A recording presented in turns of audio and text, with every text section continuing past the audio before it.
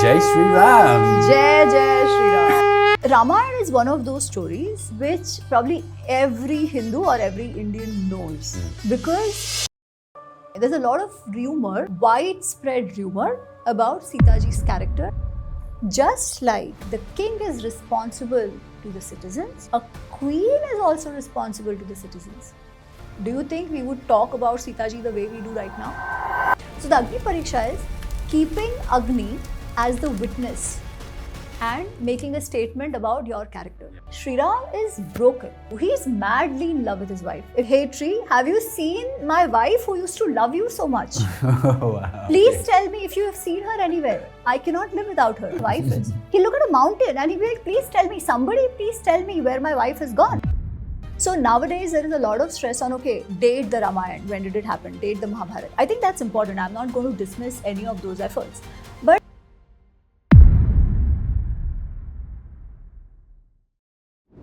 Is there something that is in Ramayana that goes against what you believe?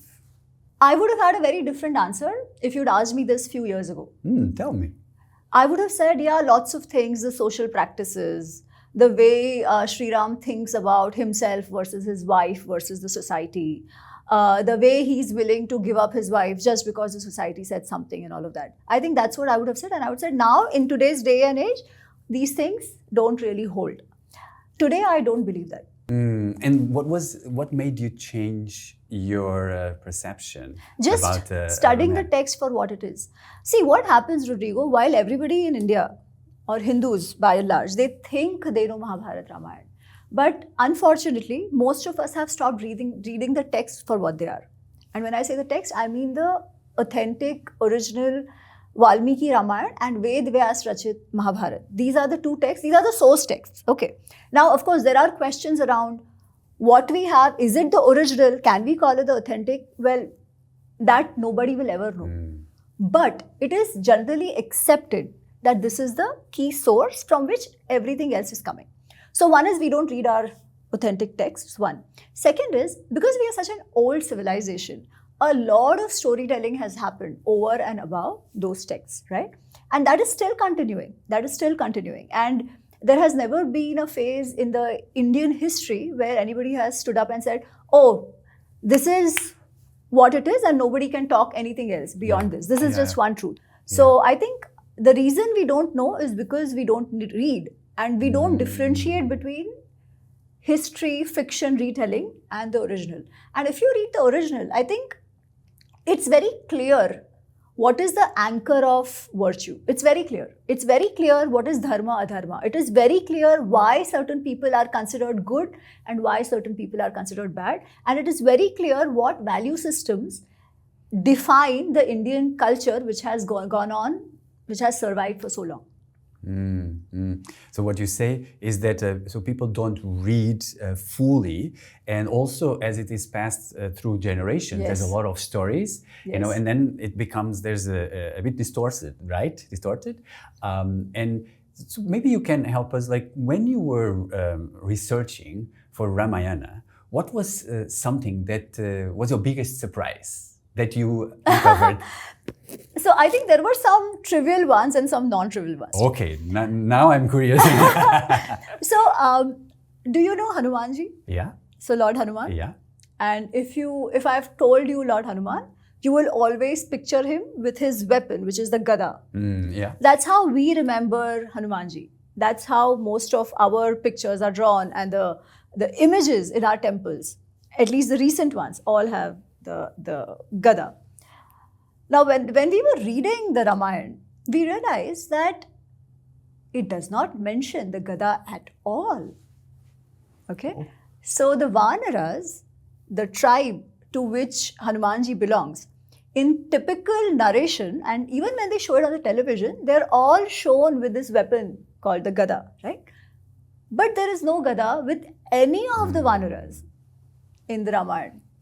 Of course, it doesn't matter because sometimes imagery changes with time, right?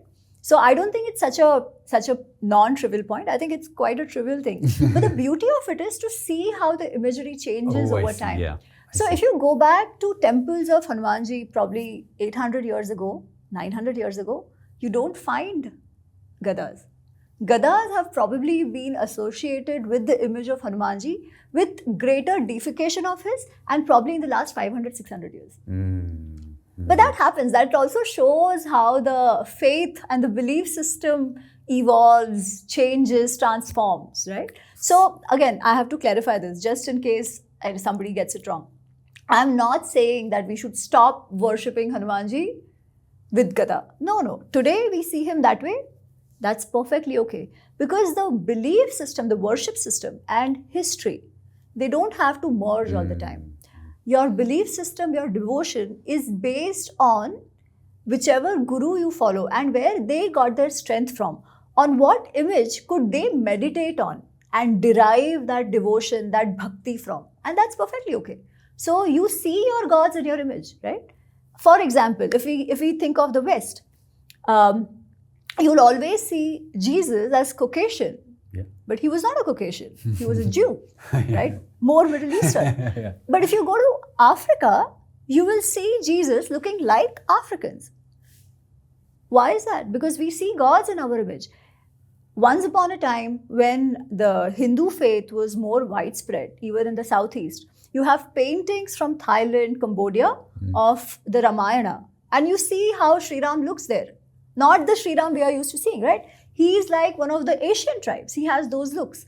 So the imagery changes. What is important is what is the dedication and with what devotion and with what emotion are those imageries presented to us. But again, it is very important to keep in mind that the belief system may be different from the Itihas, which is history. Or Itihas is not exactly history, but for the sake of what is for Itihas? ease. Itihas, so history is documentation of the past, right? Itihas is also documentation of the past, Purva Vrutta, but narrated in a katha format, in a more storytelling format. Because at that time, it was more oral tradition, right? You had to communicate the meaning or the lessons from whatever happened in the life of your ancestors. So that is the reason it was communicated in a certain way. What was not important in Itihas is timelines, whereas in history, timelines are the most important. Oh, I see. Right? You have to know AD, BC, whatever. You will not find these timelines, so to say, in the Itihas, which is Mahabharata and Ramayana. What is important is again given in the definition of Itihas, that Dharma, Artha, Kama, Mokshanam, Upadesham, Samanvitan. Meaning? The Itihas is preserved and transmitted over time. Why? To give us lessons of our life. So nowadays there is a lot of stress on, okay, date the Ramayana, when did it happen, date the Mahabharata. I think that's important. I'm not going to dismiss any of those efforts. But for the Indic mind, it didn't matter. What mattered was, we know, we genuinely believe Sri Ram is our ancestor because our rishis tell us that there are only two books which are history or Itihas, Mahabharata and Ramayana. They have not called anything else as Itihas. There is a very clear classification. We have what is called the Shruti and Smriti. Shrutis are the Veda Upanishad. Smritis are everything else because Smritis are something which are transmitted from memory. So you have the Dharma Shastras, which also tell you do's and don'ts, laws to live your life in the society. That is the Dharma Shastras. You have what is called the Darshanas. Darshanas are sort of philosophy. You've heard of Advaita, Yoga, Sankhya, all of that. Those are the philosophical schools. You have Itihas and you have Puranas. Puranas is what I would still classify as the mythology because they have a lot of metaphors of the cosmos, told to us in a format that makes sense to us. Also, one of the goals of Puranic mythological stories, so to say, is to instill faith.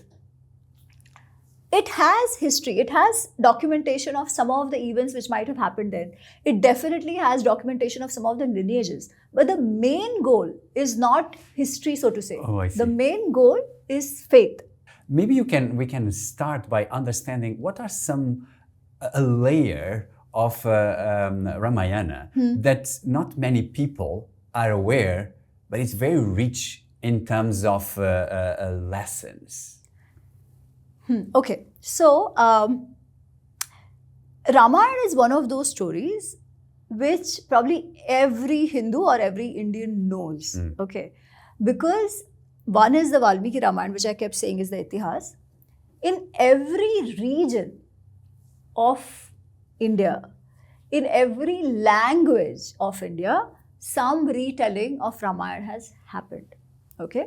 But by and large, the understanding of Ramayana is that Sri Ram is very strict about which is the right thing to do and which is the wrong thing to do, including the means. So for him, the goal matters, yes, but the means are also equally important. And come what may, he will never compromise on the means. That is what is usually told. And it is not completely wrong. But I think that is a very partial understanding of it, especially when we see his actions in the Ramayana. And let me talk about probably 2 incidents, which will bring this out even better. So good. This is so interesting. Again, not to say that he doesn't care for the means, but it is not as people think it is. Because and the reason I'm bringing this out is, if you talk to most Indians, they'll say, oh, for Sri Ram, goal is secondary. The means are the most important to get to those goals. Yeah. But for Krishna, goal matters. For that, any means is fine. He's willing to distort the means. This is how they usually put it. But again, both these understandings are wrong when you actually go back to the Itihas. Because you can't be so rigid in life, right? The goal matters. And sometimes for the goal to be achieved, you have to probably do the right thing to do. The means are not important. The goal is. And to get to that goal, you have to do what you need to do. That is what a king is supposed to do. Again, we are talking about Sri Ram as a leader. He's not any normal person. What is applicable on a normal person does not apply on Ram, because for leaders, they have to take decisions which set the right precedent. Okay. So there is an incident in Ramayana where there is this Vanar king called Vali. And Vali and Sugriv. Now, Sugriv is in partnership with Sri Ram. Okay. And Sugriv's wife and kingdom were taken away by Vali. Okay. There was some misunderstanding amongst them. And they are brothers. Vali and Sugriv are brothers. But the biggest crime which Vali did was to forcibly take away the wife of Sugriv while Sugriv was still alive. Okay. So, and anyways, Vali always wanted to kill Sugriv because in his mind, he thought, this is my enemy. Not unjustifiably, he used to think so. Now, when Sri Ram and Sugriv became friends, their pact was that Sri Ram will help Sugriv get his wife back and his kingdom back. And in return, Sugriv will do the same. He'll help find Sita ji for Sri Ram. So at that time, Sita ji was already kidnapped by Ravan. Okay. Yeah. Okay, so that had happened. So Sri Ram didn't know where Sita ji was. That's what I was trying to understand where that comes. Yeah. So Sri Ram didn't know where it was. This is after the kidnapping, after Sita ji's kidnapping by Ravan. So Sri Ram says, fine, let's pluck out the most low-hanging fruit. So what was the most low-hanging fruit? Because they didn't even know where Sita ji was. To get Sugriv, his wife and the kingdom. And once Sugriv has the kingdom, the people are with him, the army is with him. So even the next job of finding Sita ji becomes easier, right? So they decide to kill Vali. Now, Vali is an extremely strong king and an extremely strong person. And Sri Ram does not have a direct enmity with him, right? So he's not going to challenge Vali because Vali will not fight. So what they decide is that Sugriv will challenge Vali to a duel. And it could only be a duel. It couldn't be a war because these guys had no army, no? The entire army was with Vali. That would have been a stupid thing to do. So they couldn't have called for an open war, right? Yeah. So he said, okay, Sugriv, you go and challenge Vali. And when Sugriv does that, he goes, challenges Vali. And Vali's like, this brother of mine, he's a fool. I'm going to kill him now. And he comes to fight. And both of them get into a duel. And what Sri Ram does is that he's standing somewhere hiding in the forest. Okay. And when these two guys are fighting, he shoots an arrow at Vali. And Vali falls down. Okay. He's fatally injured because Sri Ram has that momentum, that strength. He's one of the best archers in the Indian history ever. Okay. So Vali falls down. And now in one way, this was cheating, right? You shot at somebody from behind. The person was not fighting with you. Yeah. So a lot of us have been very uncomfortable with this. Why? Because we think, yeah, Krishna could have done that. But Sri Ram can't do this. Oh. Right? Because of the image of Sri Ram we have. He's called the Maryada Purushottam. Maryada Purushottam is the one who will always stay within limits, who knows his boundaries, who knows what is the right thing to do and will stay within that. So that is his image. So for us, to make sense of this story with his reputation is difficult. Because of that, what has happened is that people come up with different stories to justify it. Okay? So they'll say things like, actually, Vali had a superpower. And that superpower was that if anybody fought with him from the front, he would take away the person's energy, half energy. Now that is already a wrong advantage, right? Exactly. So then you can kill him from behind. So interesting. Or some people say, this is the only sin which Sri Ram committed in his life. And hence, in the Krishna Janma, he was killed the way he was. Okay. So they already consider him guilty. That this is the wrong thing to do. Now let's go back to Valmiki Ramayana and see what Sri Ram himself talks about this incident. It's mind-blowing. So Vali is fallen down and Vali is like, what happened? Who just hit me from behind and this way, like wanting to kill me? And he's like, he's wondering what's going on here and he's going to die anytime. So Sri Ram, Lakshmana, everybody else, they go to him and his own people have come, trying to see what has happened now. Our king is dying. And Vali is very angry when he sees Sri Ram, because now he knows what happened. He realizes that this person has killed me from behind. So he says, why did you do this? I thought you were a very honorable man. But clearly you're not. You just dress like an honorable man. There is absolutely no virtue in you, because otherwise why would you kill me like this? I am not your enemy. And still you hit me when I was fighting with somebody else. This is clearly something very sinful that you did. It is not the right thing to do. Very non-virtuous thing to do. And Sri Ram says, you are teaching me about virtue and vice. Do you know what is virtue and vice? So the word they use is, do you know what is Dharma and do you know what is Rajdharma? And why Rajdharma? Because Vali was the king and Sri Ram also comes from the royal family. He was the prince who was going to become the king, right? So he says, do you know what is Dharma? Do you know what is right and wrong and virtue and vice? If you really knew what was virtue and vice, and if you were aware of the Rajdharma, Rajdharma is the right thing to do for the kings, the right policy for the kings. That is Rajdharma. Oh. If you knew Rajdharma, you would know that what I have done the right thing to do. Even this question wouldn't have come in your mind. Oh, wow. And then Sri Ram says, but still you have this question, let me answer it for you. Sri Ram says, per our scriptures, a man who lusts his mother, his sister, his younger brother's wife is meant to only be given one punishment, and that is punishment by death. A man who lusts and puts his hand on his mother, sister and younger brother's wife. Now why younger brother's wife? Because he says a younger brother is like a son to you. So his wife is like your daughter-in-law. She's like your daughter. How dare you violate her like this while your younger brother is still alive? It's one of the most unpardonable sins to do. This is what our scriptures say. And you did that. So if you really knew what was right and wrong, you would have given the same punishment to anybody else. So I was not fighting with you to follow the rules of the war that I can kill you from front or I can kill you from behind. I was punishing you for the heinous violation that you have done, because the scriptures recommend only death for a person like that. Now imagine if you want to keep some sanity of, right behavior into the society.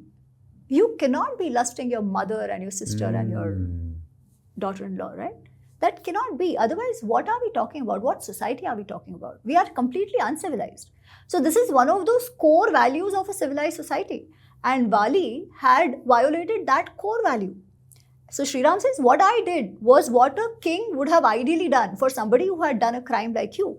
And in case you're questioning whether I have the right to do that, remember that I come from the family of the Ikshvakus, where he comes from, the family that he comes from.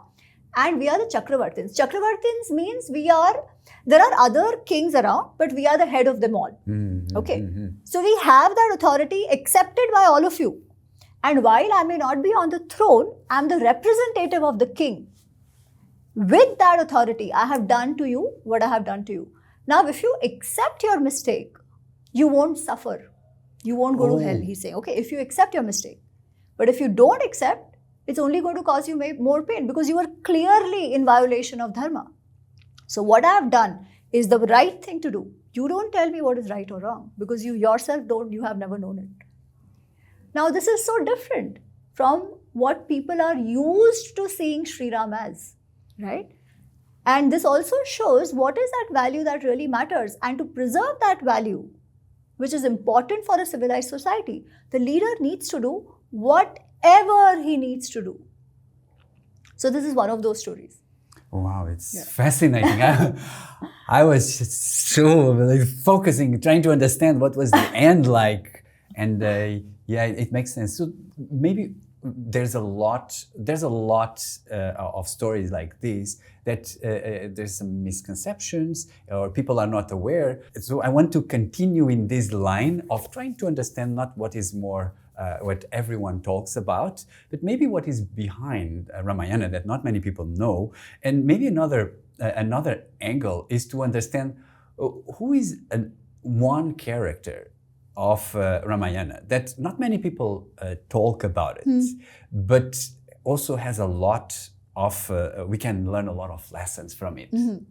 I think one such character, I mean, people know him. Yeah. Okay, his name is Bharat. Okay, we can talk about Bharat or Lakshman. But I would still pick Lakshman over Bharat to answer your question. Lakshman is the younger brother of Sri Ram and he's very devoted to Sri Ram. And that is his role. Okay, in one sense, he doesn't shine across as any other character. But for Lakshman, Sri Ram wouldn't have been Sri Ram. And the value of Lakshman becomes the most evident during that phase when Sita ji is kidnapped.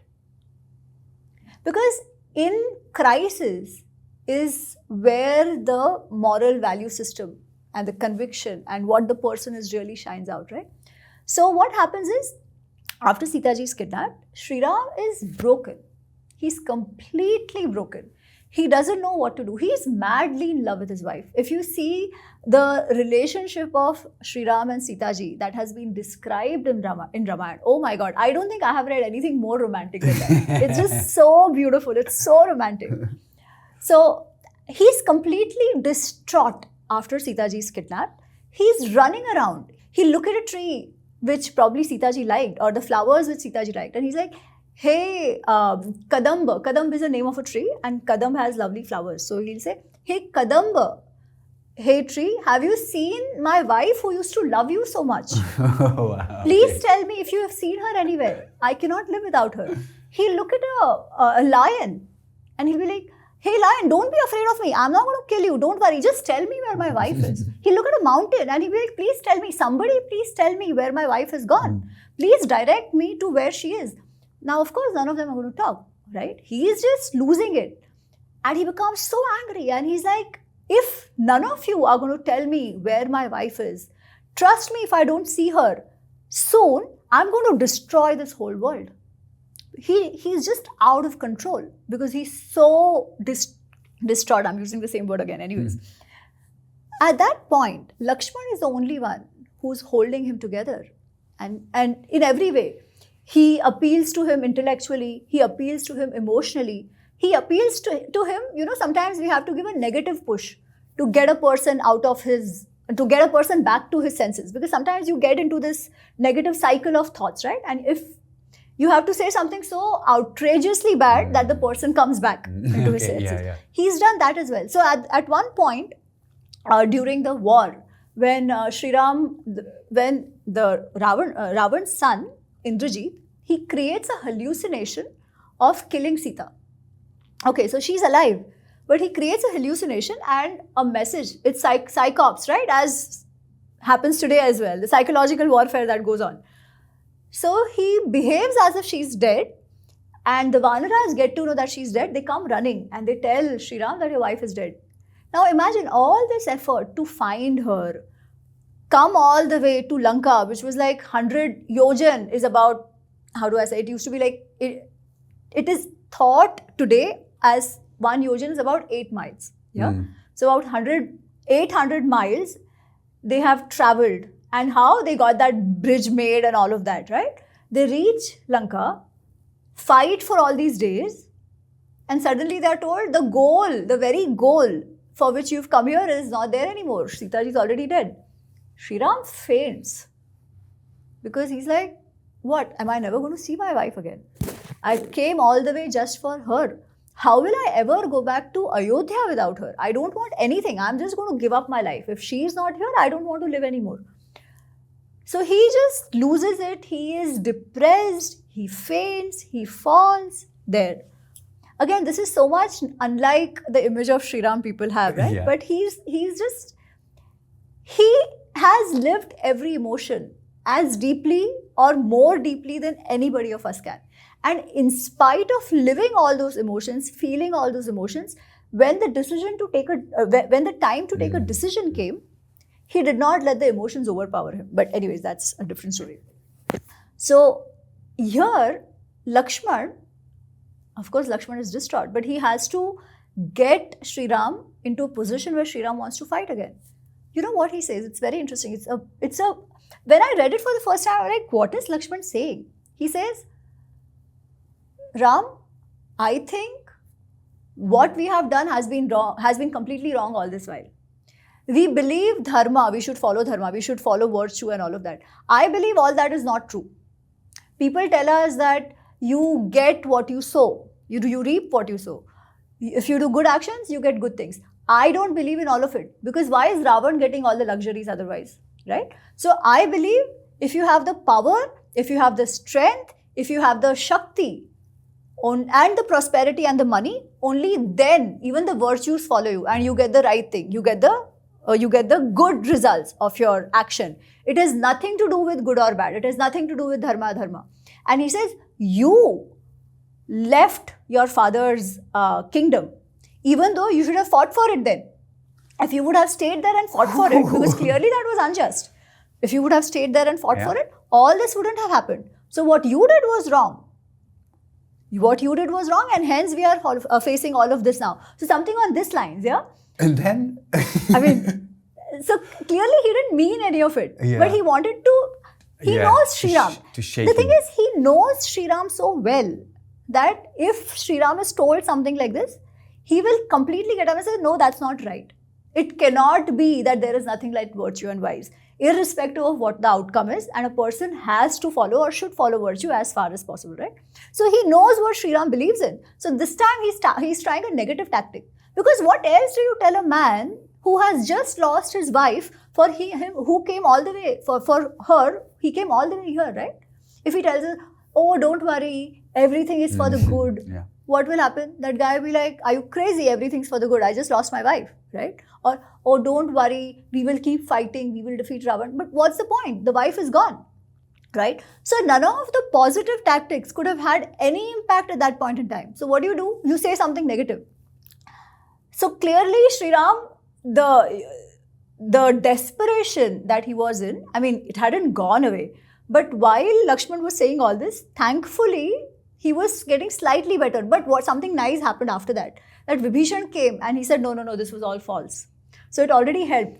But for Lakshman to play that role and to know when to use positive reinforcement, when to hold him together, when to not say anything, when to say things to provoke him so that he doesn't lose himself, right?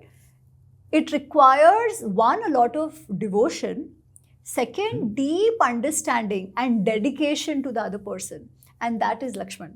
In fact, after they go back, after Sita ji is gotten back and Ravan is defeated and Vibhishan is made the king, and they go back to Ayodhya and Sri Ram is coronated the king, he wants Lakshman to be his deputy. But Lakshman says, no.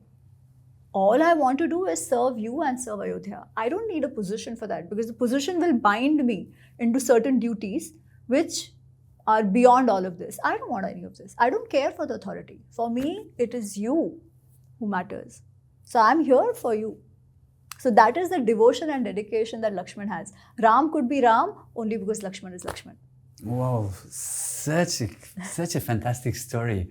I love what I love. One is about a lot of learnings I'm getting. So I'm excited and I want to share with you. So one is about Rama was feeling all the emotions in that moment. So it teaches like whenever there's a situation, feel your emotions. Absolutely. But then whenever comes the time to decide, you need to stay present and stay focused. Correct. So that is something that I learned from what you said. And the second is Lakshman, his level of devotion and commitment, that he was present and he was understanding how he would get him in the direction that he wanted, but using different tactics. I'll give you another example of it. Oh, so now you're excited. Let's go. So Lakshman was, in what we would call in today's terms, very, very emotionally intelligent. Very, very emotionally intelligent. So when, very much in the beginning, when Sri Ram was told by his stepmother and father that you need to go to the forest for 14 years, right? Lakshman is not happy. Sri Ram doesn't object. He says, okay, evam astu, fine, I'll go. Because the father has said, I'll go. And of course, he has his own reasons. Now, that's another episode which shows the profound wisdom that Sri Ram has. But I'm not going in that one. I'm talking about Lakshman now. After I want to go there because that's my curiosity. But let's go to this one. So, Lakshman, he is very angry. Lakshman tells Sri Ram, you're being a coward. You have done nothing wrong. What are you being punished for? Our stepmother, some whim she has had and she wants you out of the kingdom. That's not even fair. You are going to be crowned the king. The people wanted you as the king. Now suddenly they have decided just a few hours before your coronation to send you away. This is not right. For a warrior, the right thing to do is to fight for what is right. Exactly. So you shouldn't agree to what is being meted out to you. But Sri Ram says, no, I'm going. And he says, oh, fine, I accept it, but I will go with you. I will not let you go alone. So he decides to come with Sri Ram. Okay. Now, Sita ji, Sri Ram and Lakshman, they have gone to the forest. And one day, the charioteer and the minister, Sumanta, he comes to drop them. Then finally, they cross the river. And after 2 days, they're finally alone, 3 of them, in a deep forest. Okay, they're walking. All the civilization, the cities have gone away. And they're in the forest. And that night, while they are sitting, and Sita ji has slept by then. Sri Ram and Lakshman are talking. And for Sri Ram, there's another adjective used. It is called Purush Saragnya. Purush Saragnya means somebody who understands human beings very well. He reads them. He sees through them. He understands their motivations, intentions, value systems, all of that. Okay, he understands that very well, why they are acting the way they do. So clearly he knows that about his parents also, na? He may still respect them and all that, but a person who is a Purush Saragnya will know people around him as well and himself as well. So that night, Sri Ram is a little upset, if I may. Because when the decision was conveyed to him that you have to go away, he did not fight it, right? He came. And that night when they are sitting, Sri Ram says that, I know my father is very unhappy. Must be very unhappy. I'm sure he'll not be able to sleep without me. Because for Dashrath, Sri Ram was everything. His heart was into Sri Ram. Yeah. Okay. So he says, I'm sure my father would have been very happy. I hope he lives through till we come back, all of that. And he says, but you know what? For a person who for the sake of lust gives up Dharma, so who for the sake of Kama gives up Dharma, so basically lust for his younger wife, that's what he's trying to say, gives up the right thing to do. What was the right thing to do? Dashrath ji had committed to the people, right? That I'm going to make Ram the king. Now just because the younger wife got angry and said, no, you have promised to me and you have to do all of that, he changed and he just did not say anything and let the wife have his way. So he says a man who for the sake of lust gives up virtue falls. This is exactly what has come to my father. Because who else in the right mind would send away an obedient son like me? He clearly understands the dynamics between his parents, the stepmothers, mothers and all of that. And in the previous chapters, that dynamics is very clearly given of how Kaikeyi was always favored by Dashrath, to the extent that Sri Ram's own mother felt very neglected and in fact even insulted and humiliated and completely ignored by Dashrath, who's the father of Sri Ram, right? So those dynamics have already been explained to us. So this then makes sense where he's saying that how he has always favored the younger wife, and for that younger, more beautiful wife, he's not able to even see what is the right thing to do, not right thing to do and all that. So he's saying all that, and he says that I'm really worried what will happen to our mothers. Because clearly Kaikeyi, the stepmother, is not going to stop here. She will do everything to harass our mothers also. And while I know that Bharat, who's Kaikeyi's son, will do the right thing, I don't know. At that point, what if he also conspires with his mother? Exactly. So what will happen? And our father probably will die anyways because of this. So I'm very upset. I'm very concerned. You please go back. You must go back. This is, I feel concerned. You must go back. Now at that point, see, Lakshmana was the one who initially was like, this is not the right thing to do. You should not accept. We have to go, all of that. But at this point, he realizes that Sri Ram is weak. There is a slight emotional weakness in him at this point in time. Hence, he's saying all of that. Ideally, if we were there, what we would have said? See, I told you, this is exactly what would have happened. Chal, let us all go back. Why should I go back alone? All of that, right? Yeah, you are right, I'll go back. But at that point, Lakshman just lets him say whatever he wants to. He doesn't say, see, I told you. He doesn't say, no, our father did the wrong thing. Nothing like that. He says, Bhai, I don't care for anything else. You are in the forest. I will be in the forest with you. I'm sure Bharat will take care of all of them. Because he sees that Sri Ram is weak, he will always be his strength. So to have that understanding, that at what point do you have to be strong? At what point do you object? At what point do you just let go and just be there? Yeah, that is Lakshman. Wow, super interesting, super interesting. Now I'm going to ask you a few questions from my curiosity, understanding Ramayana. And there's one which I would like to ask you. The first is to understand, why did Rama accept it to go to the exile? Yeah. What's the real reason? I think this is one of the most profound parts of Ramayana. Unfortunately, people just explain it as he was very devoted to his father. So, Sri Ram says, I agree with all that you're saying. But this situation is a little more complicated.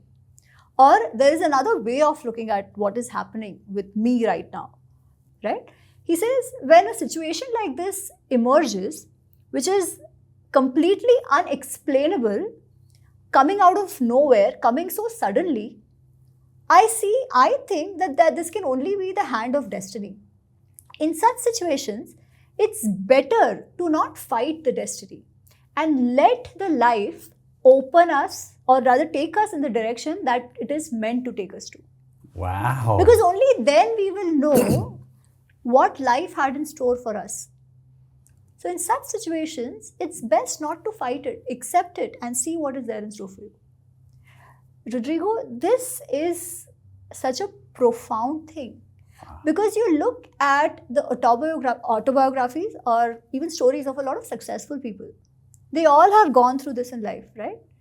They would have a goal, they would work towards it, they do everything in their capacity to do the right thing. But out of nowhere, out of nothing that they have done, right?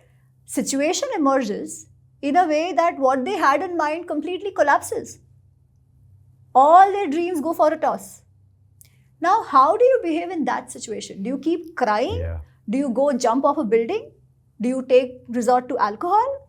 Or do you say, okay, doesn't matter. I gave my best. That is all I could have done. Now, if this is not meant to be, doesn't matter. Maybe it's some other door that's open for me. But I can only know if I look, I seek, and I don't keep fighting this. I accept it and I say, okay, let me see where this goes. Let me see where life takes me. Maybe there is a bigger thing at stake there. Maybe there's a bigger goal for me, which I don't know right now. And we saw that is how it was for him. But for that, Ravan wouldn't have been killed. Even though Kaikeyi doesn't know any of it. Kaikeyi is not trying to be nice to him, so he goes and kills Ravan. No, that's not the thing, right? But how do you take such situations in your life? whatever be the intention of anybody else. But how do you make sense of these situations? And he says, that is why I believe this is the right thing to do at this point in time. I see that my destiny is pushing me somewhere. Wow. Kya baat hai? Well, what have you learned about how to take the decisions in these moments? Then how to take these How to take decisions? Beautiful question. So if you see Ramayana Unravelled, I actually put this in a grey box because this is obviously the immediate next question which will come, right? Exactly. That do you just leave everything to destiny, right? In fact, Lakshmana asks him that. He says, only cowards leave things to destiny. What do you mean destiny, right? Destiny can do anything. Will you don't act only then? What to do? Yeah.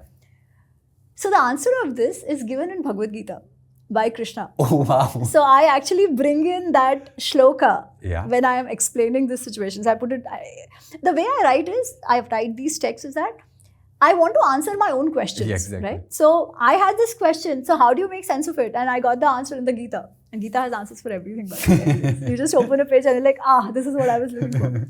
So there is a very famous shloka of Gita, which you might know. It says, Karmani eva adhikaraste ma phaleshu kadachana.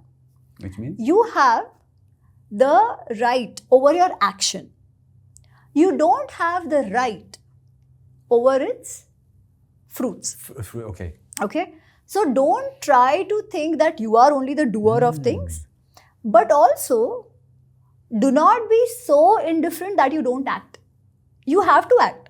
Okay. And you have the right to decide what your action is, but you cannot decide what the outcome of that is. I ask you now, my next curiosity is the moment where, so we had Sita was pregnant and Rama asked her to go to the exile even when she already proved her purity.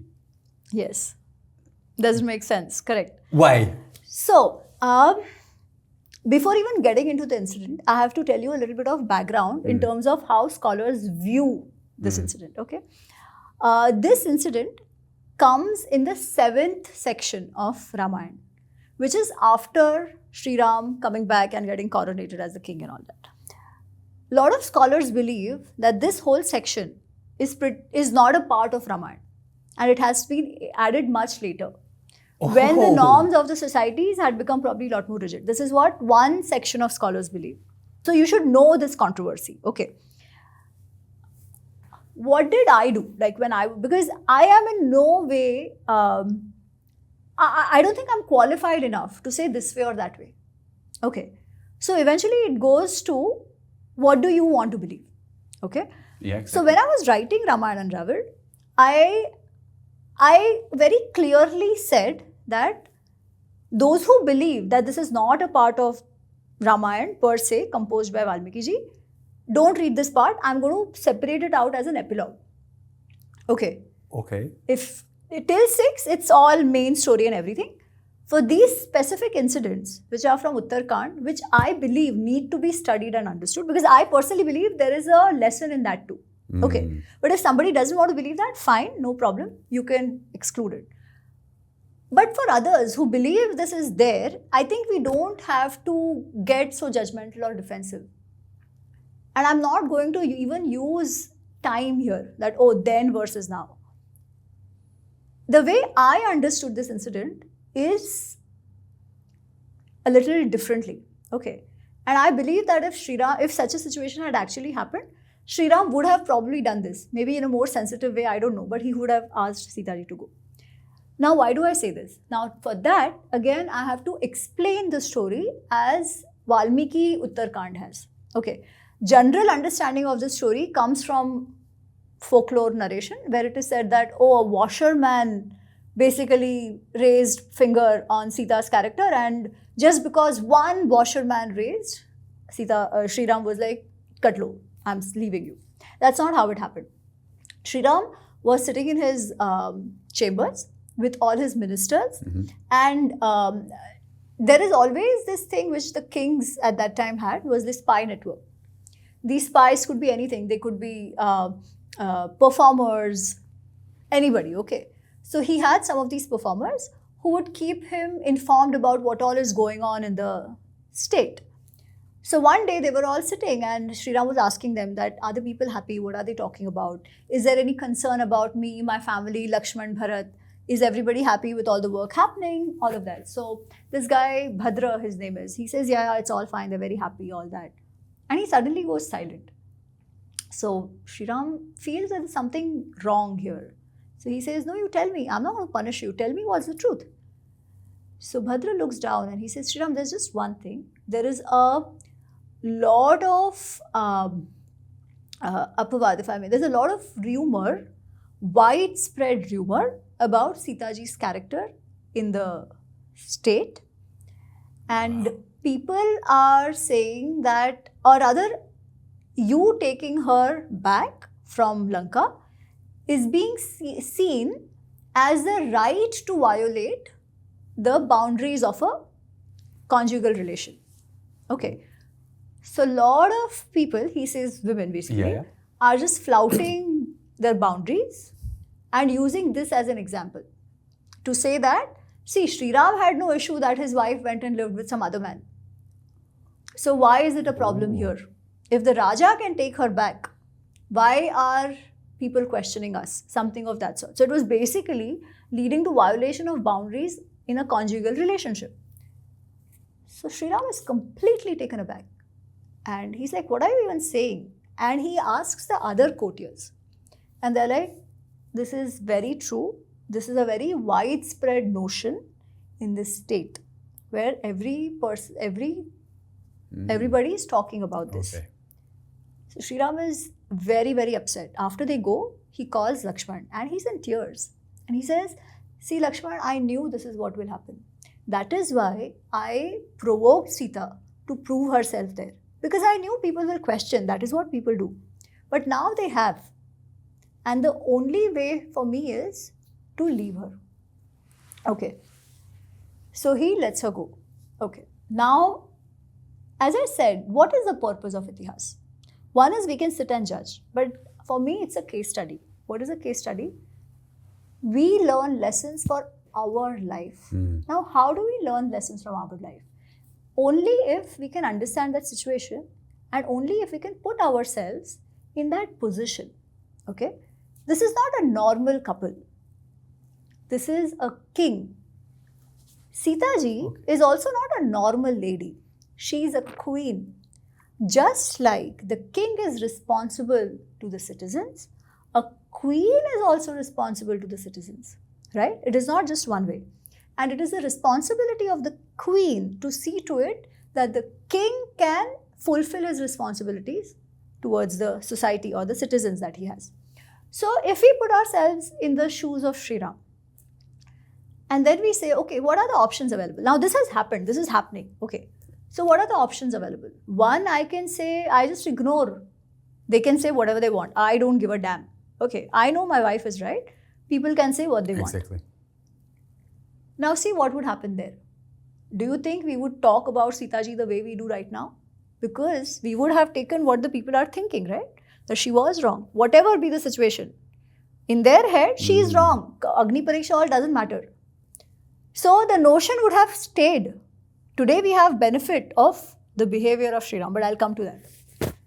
Or they would have said, see, the king doesn't even care. He's doing what he's doing. Somebody would have thought that, this is diluting the value system in the society, right? And the king is not even bothered. Will the citizens trust a king like that, right? Okay. The second would be, okay, fine, you don't trust my wife. I trust her. I am leaving with her. I do not want to be your king because you don't have faith in me. Yeah. Right? You don't have faith in me. You don't have faith in my wife. Fine, I give up my kingdom and I'm going away with her. That could have been the other option. Again, think of it what people would have said. That would, the stigma with Sita ji would still have been there because people were thinking that, right? He's done nothing to clear it. He's only saying, I trust her, I'm also going with her. What would it do in addition? Look at this person. We waited for him all these years. But how did he turn out? Exactly like his father. Yeah. Right? Yeah. His father also chose the wife over doing the right thing. He must have promised her and all that, fine. But he promised to us as well that Sri Ram will be our king. But he chose his wife. He chose the lust over doing the right thing. He's also doing the same thing. He's choosing his personal life over us. Okay. Now, even today, what do we expect from our leaders? Do we expect them to choose their family or us? Yeah. We always expect that, oh, a leader's life is public. The person has to, because we made them leaders, right? They have to look after us before they look after their own children, right? All that we say. He actually did that, no? By going away, he would have just relinquished his responsibilities and be like, whatever I like, my personal life is more important. Okay. Third, he did what he did. Now, people may say, but he was the Raja. He was unfair to Sita. He still did the wrong thing, right? Okay. Then, should he have called a court and made Sita prove herself again? Would that have been the right thing to do? Imagine putting a pregnant lady through that kind of stress, having to face an extremely hostile public, which was very much hostile at that point in time. Was that the right thing to do? Would that have helped Sita in any way? She had already done that in Lanka. If that was not enough, why would this have been enough? Right? It was just taking her word for it, right? The other was, tell people, okay, you don't believe it? Fine. I will do what you want me to do. Because also Sita ji is responsible for that, right? It is her responsibility also to live up to the expectations of the people. So if the people lose faith in her, she being right or wrong doesn't even matter, right? A leader might be right or wrong, but if the people lose faith in the leader has to go, right? Otherwise the revolts and everything happen. But anyway, so she also had to live up to the to what the people wanted. So anyway, so he lets her go. But he does something very, very interesting. At that time, his father had 3 wives, probably even more. At that time, not even at that time, till much later, in the society and especially in the royal families, the kings had multiple wives, right? People just assume that he was supposed to only have 1 wife. No, there was no such thing binding on him. In fact, kings were encouraged to have more wives for strategic reasons, for geopolitical reasons. Was anyone stopping Sri Ram from marrying again? In fact, for a lot of the religious rituals, it is important for the couple to do it together, right? He could have very well married again. Why doesn't he? And what is he saying by not marrying again? He's saying, you people, for my Rajdharma as a king, as a leader, you all, my citizens, will always be my priority. I will do what makes you happy. That is the Rajdharma. Applies on Sita also. Even if it comes at the cost of my personal happiness, I will put you before my personal happiness. Oh, wow. However, that doesn't make Sita wrong. And that doesn't mean I stop loving her. If there is anyone in this world who will always be my wife, if there is anyone in the world who I will always love, it is her. And by showing that in action, not words, in action, he made a point about how pure and clean and chaste she is. And today, we accept her that way. It is because of the statement made by his action by Sri Ram. Also for me, I mean, coming from outside India, I would love you to help me to understand which is the part of the Agni Pariksha, and to understand, one is to understand what it represents, but also through the lens of the situation of women today in India. Okay. So again, I would say it is not only India specific. There is a saying, I think it said, the Caesar's wife has to be beyond doubt. This is a Greek saying, right? What do you mean? Caesar's wife, king. Yeah. The king's wife should be beyond any suspicion or doubt. Oh, I see. That's what they say. Because otherwise, that is the weakest point in the king's armor to bring the king down. So, the character of the king and his closest family, which is basically his wife, should be such, which should be blemishless. basically. I think that is what the quote says anyways. But so everywhere this has been the thing. It is not an Indian thing. Okay. But the Agni Pariksha, what does it mean, right? I'll answer this in 2 stages. Agni Pariksha, the symbolic significance of it. Agni is considered as the medium between humans and deities and gods in the Indian worldview. Okay, from the Vedic times. We used to do a lot of these fire rituals and everything. The point was that you offer something to the Agni, which is then used, which basically is transferred to the gods, which is taken to the gods. Yeah. That's how it is. And Agni is considered the ultimate purifier. That is why after death also we cremate, right? We don't bury, we cremate. So it's called the ultimate purifier. Ultimate purifier in the sense that it purifies everything and it knows everything. So when somebody takes a vow in front of Agni, you are supposed to, you cannot lie. Okay, like today, outside they'll take a vow on the Bible, which is binding, right? Yeah. Which is symbolically binding, but it is a part of your belief that if somebody takes a vow in front of over Bible, they will not lie. They cannot lie, right? That was, or even more, was the significance of the Agni. That is why if you see the weddings, which are ever binding, so to say, they are over Agni, where they say, okay, we both will be friends for life, we'll be partners for life. So that is the significance of Agni. So the Agni Pariksha is keeping Agni as the witness and making a statement about your character. Yeah. The way it has been shown there as she enters it.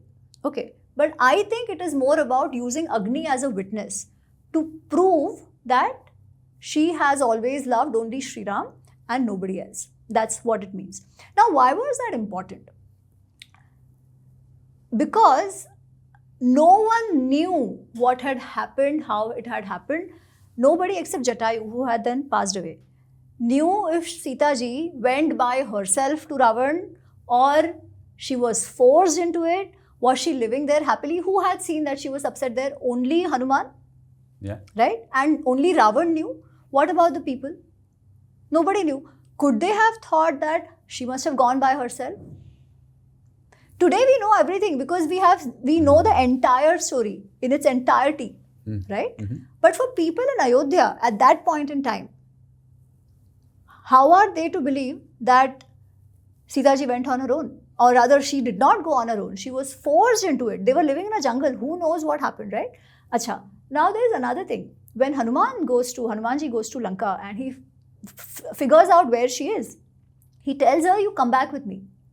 Okay. So that you don't have to go through any more pain and you will see Sri Ram immediately. You don't have to wait for them to come and all that. She says, no, I will not come. She says, first of all, how will you take me? It's so far away. You are so small. How will you carry me? He says, don't worry. I'll carry you. I'm big enough to carry you.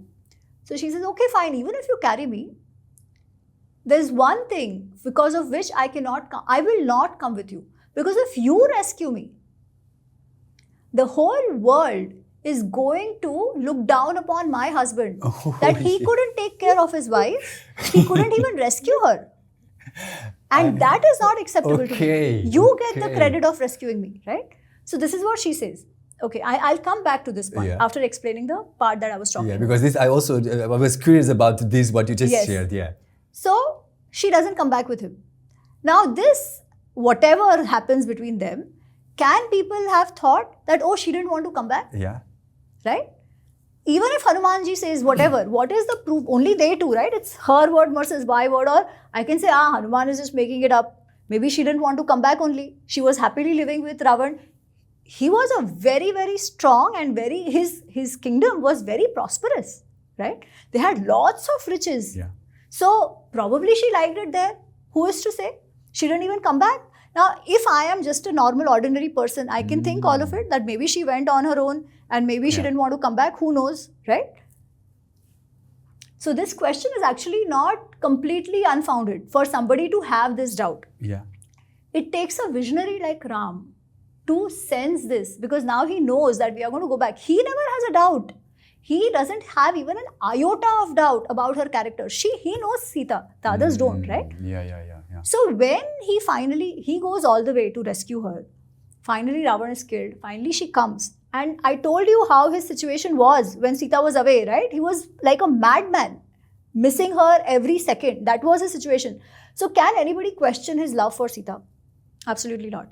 Even what Sita went through in Ravan's Lanka, she gave up eating everything just because of her love for Sri Rama, and she did not accept any of the riches. So both of them know completely how much they love each other.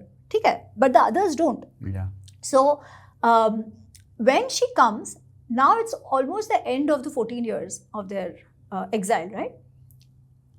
And at that point, again, what I was telling you about emotions not overpowering the right thing to do. At that point, he could have just hugged her, told her, wow, I've missed you so much, nothing. At that point, he realized that I'm going to go back soon. Oh, I see. And when I go back, I'm not going back as the husband of Sita. That is there, but I'm going back as the king of Ayodhya. And what are the people going to think? They will obviously question her character. They don't know. They will question her character. But I don't want anybody questioning the character of my wife. Exactly what Sita ji said to Hanuman, na? That I don't want anybody questioning the character of my husband. Oh, I see. If that means I have to stay here and take more pain, I can do that. Same thing. If people think I did the right thing, wrong thing, I don't care. But I know people are going to question her character, not acceptable to me. So he provokes her to prove herself. And she is the one who actually says, fine, you don't trust me. I'm going to prove it through the Agni Pariksha. Okay. Now, when the Agni Pariksha happens and everybody says that, no, she's pure and she's right and all of that, you know what Ramji says? Sri Ram says, oh, I have always known that. I have always known she's pure. I had not an iota of doubt. Yeah. Pratyartham tu lokanam. He says, but for the sake of the people, because people need to know what I know. For the sake of the people, I did not stop her from proving herself. Oh, I see. He says, it was beyond Ravan to violate her. She is that Tejasvi. He had no stature to even touch her. I know that, and nobody can take Sita away from me. She is like the light, the aura around the sun. You can't take the aura from the sun. You can't separate the two. They are always together. Super good. We're coming to the end. And maybe you can just help us, from your perspective, what are the three main lessons from Ramayana that we can apply in our life? So the first one comes from the discussion, the conversation. I thought it was from Bhagavad Gita. No, pretty much that. It is actually connected, right? It's connected. That do what you need to do and then accept what comes. But how do you do what you need to do to the best of your abilities? No compromises made there. But then, if things are not what you think they are, it doesn't necessarily mean it's a failure. It only means there is some other direction you have to look in, right? So, let life happen to you. Don't try to control everything. Let life happen to you. Be happy. So, that's one. Second is, never forget what you represent and what you are. Be a brother, be a husband, be a wife, but also socially. What is it that you represent and what is at stake because of your decisions? The third is, feel every emotion, live your life. All those feelings are very important. But when it comes to making a decision, don't let your emotions, your biases cloud your brain. Wow. Learn to separate the two and do what you must do that makes you happy internally. Not the physically, sensually happy, no. That which allows you to sleep well at night. Wow. That was such a great way to end our conversation. I mean, I loved it. And thank you so much I feel grateful for this opportunity that you gave me to go deeper into an important text as the Ramayana. And I learned a lot today, and it was such a pleasure to have this conversation with you. Thank you so much. Jai Shri Ram. Jai Shri Ram.